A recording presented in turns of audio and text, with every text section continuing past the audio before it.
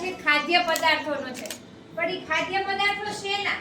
તો આપણે જે વનસ્પતિનો ઉપયોગ, વનસ્પતિ એટલે ઝાડવા જોઉં છો ને, વૃક્ષો જોઉં છો ને, તો વૃક્ષમાં તમે જોયું હશે કે ઘણાય મૂળ ખાતા હોય, તો મૂળ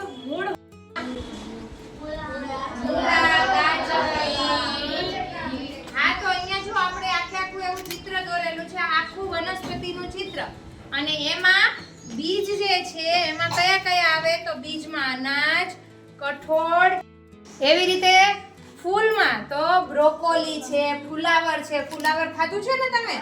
તો ઈ ફૂલમાં આવે. શેમાં આવે? એવી રીતે ફળની વાત કરો તો ફળો તો તમે ખાવ જ છો ને? એવી રીતે જો આવો આખો એક સરસનો પ્રોજેક્ટ તમારા માટે બનાવેલો. તો પ્રકાંડમાં પણ ડુંગળી છે, શેરડી છે, બટાકા છે, આ બધી વસ્તુ આવે. પછી મૂળ હોય તો મૂળમાં બીટ છે, મૂળો છે, ગાજર છે, તમે જેમ કહેલું ને, આ એ છોડના વિવિધ ભાગો છે.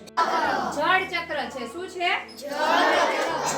તમે નદી, ઝરણા, દરિયો આ બધું જોયું છે?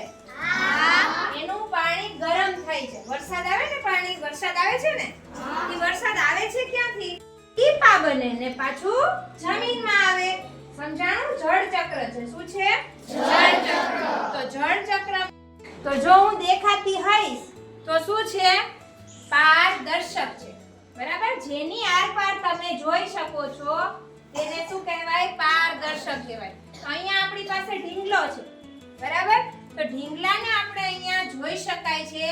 આથી આ પ્રકારના પદાર્થને પારદર્શક પદાર્થ કહેવાય. શું કહેવાય? થોડી થોડી દેખાય છે ને? થોડી થોડી ઢીંગલી દેખાય છે ને?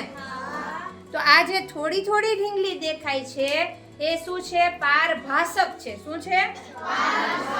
જો અહીંયા ઢીંગલી છે, પારભાસક પદાર્થ. તો આછી આછી થોડી થોડી ઢીંગલી દેખાય છે અને આપણે પારભાસક પદાર્થ કે પદાર્થ. પાછળ ઢીંગલો છે પણ દુખી છે, કારણ કે એને કોઈ જોઈ શકતું નથી. એટલે આને જોઈ નથી શકતું, એટલે જેની આજુબાજુમાં પ્રકાશ પસાર થતો નથી, આરપાર જોઈ શકાતું નથી, એને કેવો પદાર્થ કહેવાય? અપારદર્શક પદાર્થ કહેવાય છે. પૃથ્વી નીચે છે ને, દેખાય છે પૃથ્વી? પૃથ્વીની ઉપર આવરણ છે. ઊંચાઈ સુધીના વૃક્ષો હોય છે, ઊંચાઈ સુધીની બિલ્ડિંગ હોય છે. તો પૃથ્વીથી 20 કિલોમીટર સુધીના અંતરને ટ્રોપોસ્ફિયર કહેવાય. શું કહેવાય? ટ્રોપોસ્ફિયર કહેવાય. પછી આવશે ઓઝોન લેયર. ઓઝોન, જે પારજાંબલી કિરણો આવે છે ને સૂર્યમાંથી, નુકસાન કરતા પારજાંબલી કિરણો, જે આપણા શરીરને પણ નુકસાન કરે ને આપણી આંખોને પણ નુકસાન કરે, એ કિરણો છે એ અહીંયા આવીને અટકી જાય છે. શું કામ? કારણ કે ઓઝોનનું આવરણ છે, એટલા માટે. પછી આવશે મેસોસ્ફિયર. સેટેલાઇટ ત્યાં મૂકવામાં આવે છે.